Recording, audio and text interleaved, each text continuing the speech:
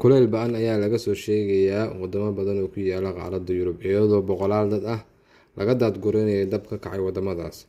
Yurub ayaa wajahaysa kuleyl iyadoo heerkulku uu gaaray heerkii ugu sarreeyay ee wadamada Spain, Talyaaniga, Boortaqiiska, Giriiga iyo Montenegro.